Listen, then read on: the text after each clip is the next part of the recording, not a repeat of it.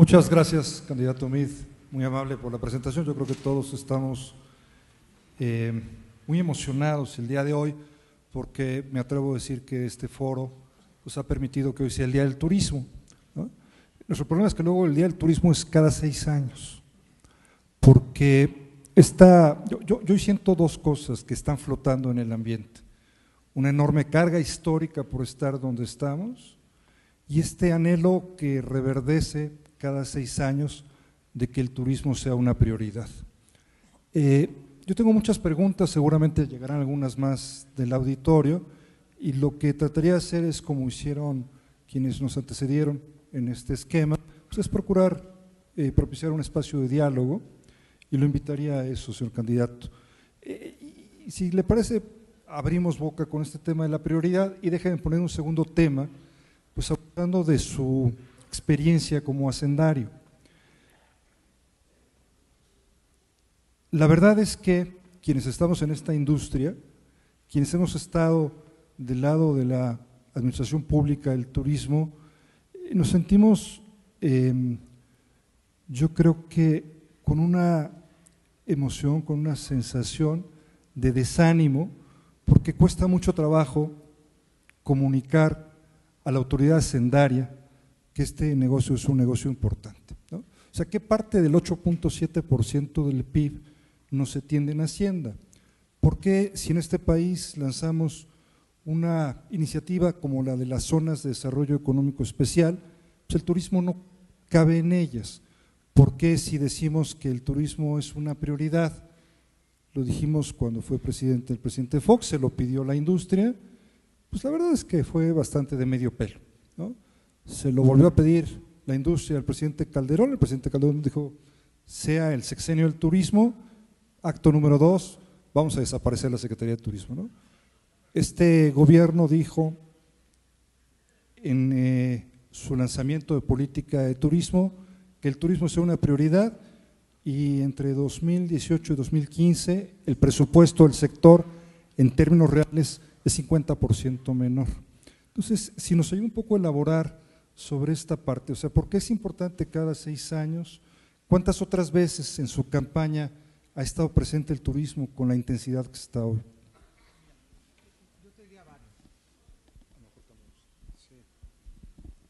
Te diría varias, y parece que la pregunta es válida, porque efectivamente fui secretario de Hacienda 2 veces. De no haberlo sido, pues te dirigiría yo a mi tocayo, que es el actual secretario de Hacienda, para que le hicieras el planteamiento. Pero soy un secretario de Hacienda consistente con lo que ha dicho. Por ejemplo, el Fondo Nacional de Desarrollo de Infraestructura hacía carreteras y obras hidráulicas. La única vez que el Fondo de Infraestructura apoyado infraestructura cultural fue cuando yo fui secretario. El Museo del Barroco se generó desde el Fondo Nacional de Infraestructura. Y creo que una de las grandes deficiencias que tiene México es que ha dejado de hacer infraestructura cultural. Si nosotros revisamos la infraestructura cultural que tenemos hoy, pues la verdad es que data de los 60s y los 70s. Este foro alterna entre el Castillo de Chapultepec y el Museo de Antropología. Bueno, el Castillo de Chapultepec predata a 1960 por mucho, pero el de Antropología es bastante más reciente, y un poco la pregunta es, ¿qué grandes obras de infraestructura cultural hemos hecho pues, de los 80 en adelante? Y la verdad es que la respuesta es que prácticamente nula. ¿Cuál fue la primera gran inversión de infraestructura cultural? El Museo del Barroco. Ese se apoyó cuando yo fui secretario de Hacienda. Y sigo pensando lo mismo. Y lo sigo pensando más allá de porque como muchos experimento el turista como usuario, sino porque lo experimento y lo veo como una fuente de negocio y crecimiento. A mí me tocó ser el que impulsó y consolidó, por ejemplo, todo el apoyo a los grandes maestros del arte popular para que pudieran pagar su impuesto con su obra. Me tocó ser el primero que desde el Fondo de Infraestructura apoyó la construcción de infraestructura cultural. Me tocó ser el que incrementó los fondos del Consejo de Promoción Turística Mexicano, asegurándole además que se quedara con el 80%, con un incremento importante en la última administración. El 2015 y 2016 el precio del petróleo cayó 71%. Se le recortó el presupuesto a la Marina y a la Defensa. Entonces, no es un buen indicador en un año en donde se cae el 71% del valor de algo que explica el 40% de nuestro presupuesto para medir las prioridades. ¿Qué se logró? Lo único que incrementó fue el presupuesto del Consejo de Promoción Turística, que se mantuvo no solo intacto, sino que se incrementó. Entonces yo creo que ha habido consistencia en términos de poner al centro del desarrollo lo que yo creo que debíamos de poner en el futuro. México está urgido de más infraestructura cultural. México está urgido de potenciar sus destinos turísticos. México está urgido de tener mejores espacios de desarrollo social al amparo de los desarrollos turísticos. Y en ese diálogo, no solamente en campaña, en ese diálogo, en mi trayectoria, ha habido cercanía con el sector turístico. Y muchos de quienes aquí están me recibieron para platicar qué es lo que podíamos hacer juntos para convertir el turismo en desarrollo social. Muchos de quienes aquí están, pues les tocó trabajar conmigo para fortalecer las instancias como Fonatur o Turismo. Todos los programas de financiamiento al turismo son de mi gestión. Todo lo que implica la mejora del restaurante, los créditos para los hoteles, el Conéctate al Turismo, son programas que se desarrollaron cuando fui secretario de Hacienda. Por lo que, con independencia de otros casos, a mí se me puede decir muchas cosas, pero no se me puede decir que sea poco consistente o que me presente en este foro sin acreditar como credenciales que he puesto mi política pública en donde están mis convicciones, y mi convicción es que el turismo es fundamental para que seamos potencia, que el turismo es clave para que combatamos la pobreza, que el turismo es fundamental para que generemos identidad nacional, y que el turismo y la cultura, cuando los vemos juntos, no solamente son los mejores embajadores, sino una de las fuentes de generación de riqueza más importantes para el país. Gracias. Ha mencionado dos que me parecen temas que debemos abordar: promoción y destinos turísticos. En realidad no le quitamos el presupuesto al Consejo porque hubo más turistas que dejaron más derechos, ¿no? Y porque se incrementó el derecho, Paco, y porque se legisló que el 80% cuando antes era el 50%. Entonces… estoy de acuerdo, o sea, lo que yo querría decir es… ahí. En la parte de promoción, un consejo que tiene este recurso tan importante, porque no es poco dinero, se ha alejado un poco de aquello como nos lo imaginamos hace prácticamente 20 años, el próximo año cumplirá 20 años.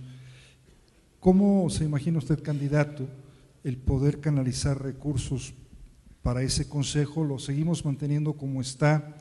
¿Le damos la vuelta? ¿Qué hacemos con los recursos que reciben los estados, que con mucha frecuencia se van a cosas que no tienen nada que ver con la promoción turística?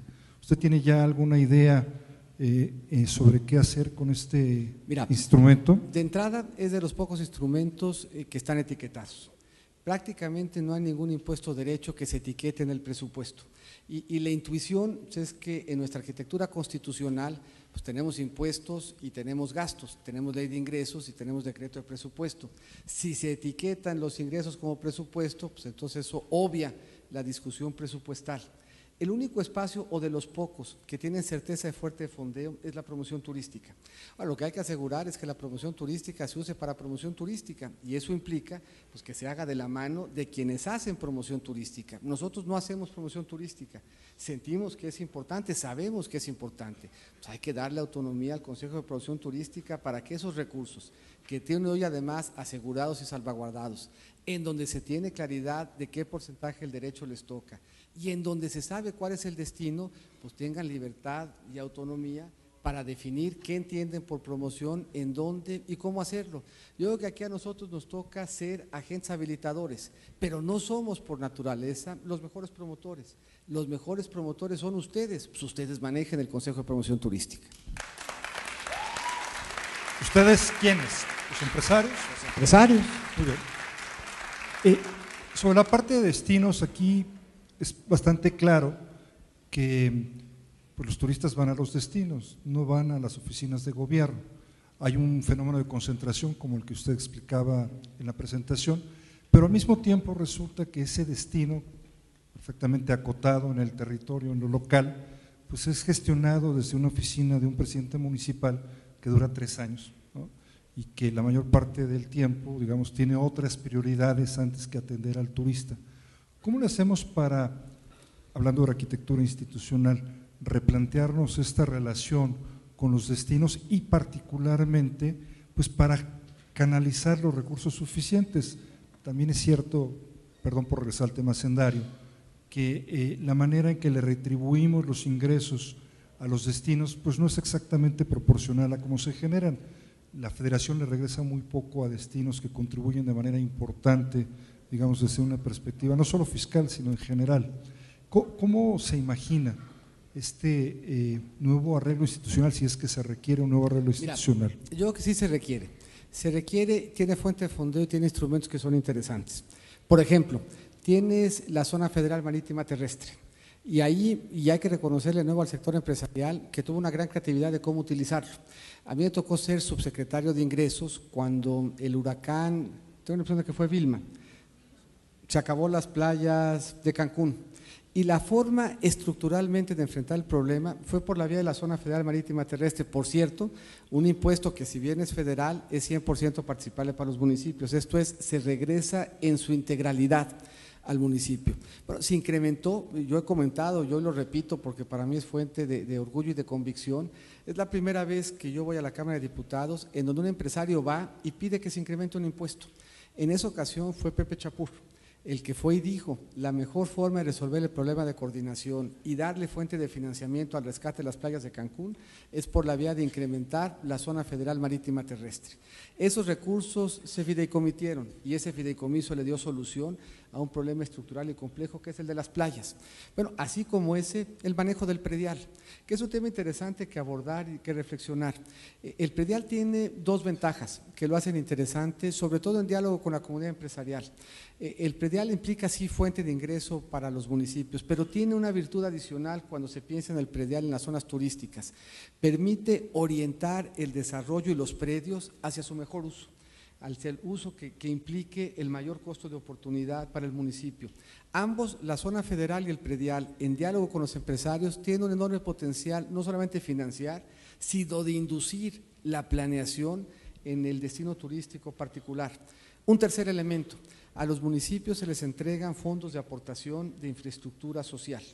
En el caso concreto de los municipios turísticos, el destino de esos fondos tendría que ser claramente para armonizar al desarrollo turístico con las condiciones de seguridad y las condiciones de inclusión que querríamos tener en los destinos turísticos. A nadie le gusta un destino turístico como Los Cabos, en donde si nos movemos a 5 kilómetros la comunidad no tiene agua. Bueno, para eso son los fondos de aportación para infraestructura social. Los fondos existen, los mecanismos de coordinación existen con un elemento adicional. No hay un solo proyecto de desarrollo sustentable hoy en México que no encuentre fuente de fondeo. Lo que muchas veces nos sucede, y es algo que tenemos que armonizar al municipio, al Estado, a la Federación y a los empresarios, es que nos quedamos cortos en los proyectos. Pero si nosotros construimos un banco de proyectos de infraestructura turística, el financiamiento de esos proyectos no tiene problema. En México podemos financiarlos en lo presupuestal, podemos financiarlos como APPs, podemos financiarlos por la vía de SECADE, de fibras, de cibras, y podría seguir con el abecedario para incluir la banca de desarrollo, la banca comercial y las dos bolsas de valores. El reto que tenemos que enfrentar como comunidad empresarial y como gobierno es construir un banco de proyectos de infraestructura turística. Y si tenemos ese banco de proyectos de infraestructura turística, el financiamiento por cualquiera de sus vías no va a ser lo que limite el crecimiento. Lo que hoy limita el crecimiento de la infraestructura turística es la falta de proyectos turísticos y lo que tendríamos que tener es un banco de proyectos de infraestructura que pudiéramos financiar a través de cualquiera de estas vías, incluida la presupuestal. Por eso yo decía, si nosotros visualizamos al desarrollo turístico con los mismos instrumentos de la zona económica especial y le damos a la planeación de la infraestructura tiempo y horizonte, porque la zona económica especial, el estímulo es importante, pero no es lo más relevante. Lo más relevante de la zona económica especial es la planeación. Lo más relevante es el recurso presupuestal para la infraestructura, es que se derramen los proyectos de financiamiento público y privado, es que tengamos seguridad y que no tengamos conflictividad en la tenencia de la tierra. La diferencia en el desarrollo de los destinos del Pacífico hacia el sur del país y hacia el norte tienen que ver con conflictividad en la propiedad de la tierra. Eso implica un trabajo coordinado que rebasa la visión hacendaria. O sea, si nosotros queremos enmarcar la política de desarrollo turístico como un tema fundamentalmente fiscal o de fondeo del Consejo de Promoción Turística, nos estamos quedando cortos en la visión. El debate de la política de desarrollo turístico tiene que ser mucho más amplia. Implica infraestructura, implica recursos presupuestales, implica tenencia de la tierra, implica seguridad, implica un banco de proyectos de infraestructura. Esto es, la visión del desarrollo turístico va mucho más allá de cómo fondeamos al Consejo de Promoción Turística y va mucho más allá de cómo tratamos en lo fiscal la zona federal marítima terrestre. Tiene que ver con una visión mucho más amplia. A ver, aquí estamos hablando, y tú lo decías bien, del 8% del PIB. ¿Cuál es el presupuesto, recuérdame, Lourdes, del Consejo de Promoción Turística?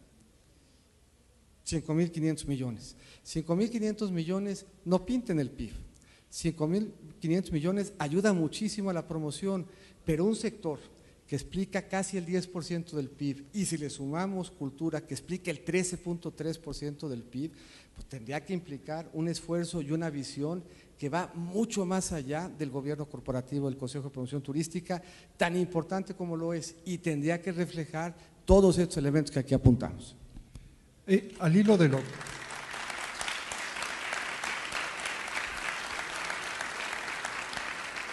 Estas ventajas que menciona usted sobre las zonas económicas especiales, me parece que fueron justamente ejemplificadas con Cancún, que ciertamente fue una zona económica especial para efectos prácticos, ¿no?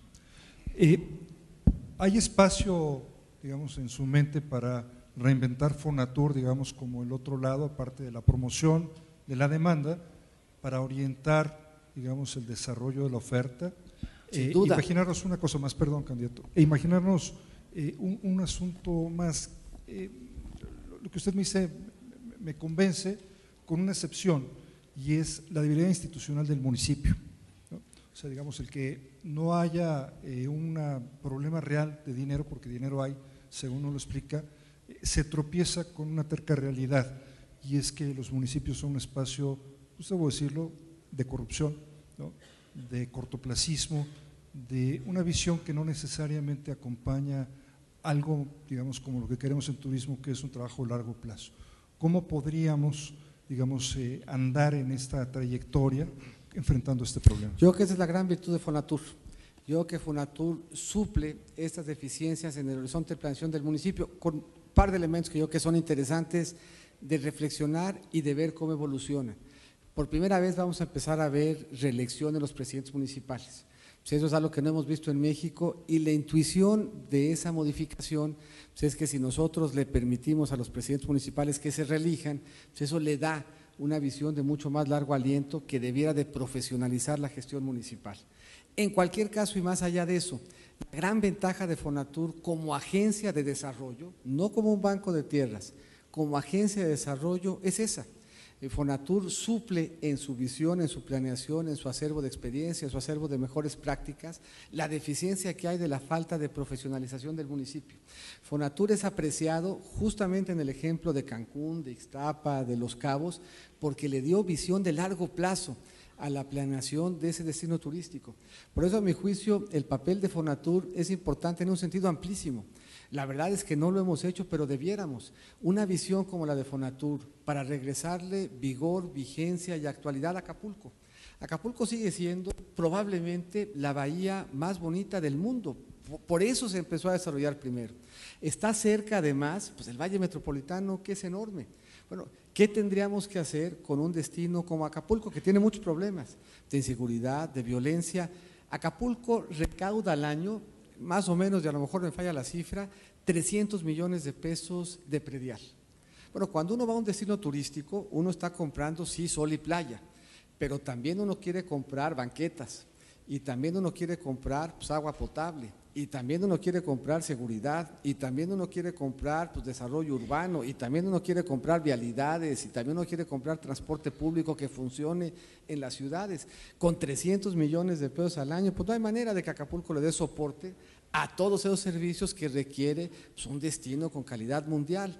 Una visión de largo plazo que siente como agencia de desarrollo a los empresarios, a las autoridades municipales, estatales y federales, para darle a esos destinos la planeación que la autoridad municipal no puede darle, convierte a Fonatur en potencia en una gran agencia de desarrollo, en una agencia de desarrollo que pueda ser el banco de proyectos, en una agencia de desarrollo que pueda ser el asesor en mejores prácticas, en una agencia de desarrollo que más allá de modernizar, desarrolle, en una agencia de desarrollo que supla la visión de corto plazo del municipio y desde alguna perspectiva la visión de corto plazo también del gobierno. Es por naturaleza y por vocación uno de los mejores instrumentos que tenemos, con resultados además acreditados. En el mundo, lo que hicimos en Cancún en el tiempo que lo hicimos, en el mundo, lo que hicimos en Ixtapa, lo que hicimos en Los Cabos, la verdad es que es de llamar la atención. Y esa visión, y esa experiencia, y ese andamiaje institucional, si le damos un papel mucho más central, potenciando a Fonatur como agencia de desarrollo turístico, no circunscrita donde hoy está, sino convirtiéndose en la especie de OCDE, de banco de mejores prácticas para poder acompañar y suplir las deficiencias de visión y de tiempo, sin duda le vamos a dar, yo creo, otro elemento y otro anclaje de desarrollo a nuestro turismo.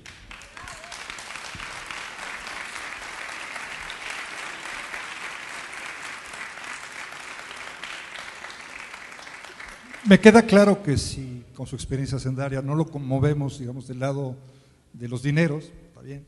¿Qué pasa? Nada más recordarle que fui secretario de Desarrollo Social, que fui secretario de Energía y que fui canciller. Y entonces me puedes hablar también de promoción turística, de energía renovable y de lo que podemos dar para darle sustentabilidad social a nuestros destinos turísticos. Pero la experiencia hacendaria, pues sí es picuda y sí da para hablar. Justamente Hacienda es bien transversal. Por eso podemos hablar con conocimiento de causa de estos temas y de otros muchos. Pero era justo el tema que yo quería introducir, candidato, el tema de la transversalidad. O sea, está claro, lo decía Silvia Hernández, recién nombrada secretaria en 1995, que el presidente Zedillo en aquel momento le dio la titularidad de un pedacito del turismo, porque el turismo está interrelacionado con muchas otras actividades que suponen planificación, que suponen decisiones presupuestales, etcétera. Justamente en aquel año se crea un primer gabinete turístico que después lo liquidamos, que después lo creamos, que después no le acabamos de encontrar. ¿Cómo orquestar el trabajo público y cómo, otra vez recordando el tema de la prioridad, darle ese espacio pues, singular que requiere dentro de la administración pública el turismo? Mira, el tema de pobreza, y regreso a la gobernabilidad en el tema de turismo, el tema de pobreza también es transversal. Fíjese lo que implica pobreza.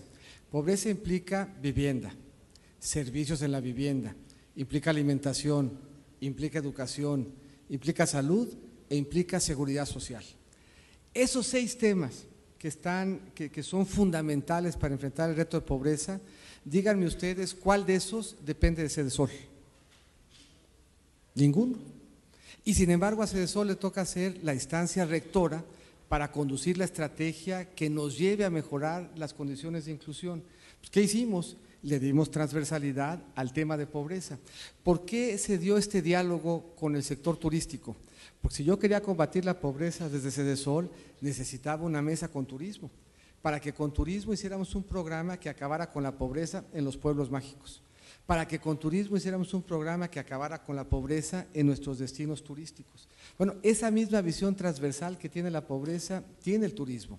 Con la misma libertad que yo me sentía de sentarme con el secretario de Turismo para decirle, oye, ¿cómo podemos trabajar juntos para que en estos pueblos mágicos estos 6 elementos estén presentes? Pues el secretario de Turismo tenía que sentarse con el de Desarrollo Social, con el responsable de la seguridad, con el responsable de la salud, para decirle, para que este desarrollo turístico tenga éxito, necesitamos que los trabajadores tengan agua, necesitamos que los trabajadores en Baja California Sur tengan vivienda.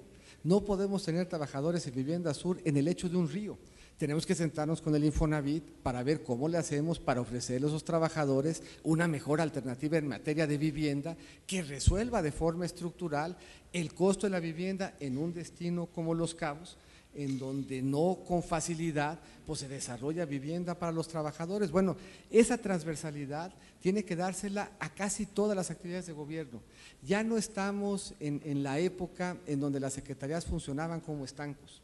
Hoy estamos en una época en donde las secretarías todas son corresponsables de un ejercicio de gobierno.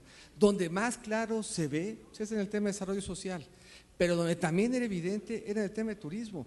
Si nosotros queremos que el turismo sea exitoso, pues las ciudades que albergan el turismo tienen que ser ciudades libres de pobreza. Si queremos que el turismo sea exitoso, tenemos que tener seguridad. Si queremos que el turismo sea exitoso, tenemos que tener ordenamiento urbano. Eso quiere decir que el secretario de Turismo tiene que poder sentar a la mesa a SEDATU, tiene que poder sentar a la mesa a Gobernación, tiene que poder sentar a la mesa a Desarrollo Social, tiene que poder sentar a la mesa al IMSS y al Infonavit. Tiene que fungir la Secretaría de Turismo como el organismo rector, como el ente rector de todo aquello que afecta a nuestro desarrollo turístico. Si nosotros dejamos o pensamos que la Secretaría de Turismo es la única responsable de que este sector nos vaya bien, pues estamos perdiendo la dimensión de esos 9 puntos del PIB que dependen de un trabajo colegiado y articulado. Dicho sea de paso, lo peor que podemos hacer, si nosotros reconocemos y asumimos que el turismo requiere transversalidad en su ejecución, es mandar Fonatur a Nayarit y turismo a Quintana Roo. Si nosotros queremos que resolver los problemas de turismo, pues tenemos justamente al revés, que lograr una política pública mucho mejor coordinada y articulada. Y si empezamos por desarticularla física y presencialmente, vamos a poner en riesgo lo que hemos avanzado en materia de turismo.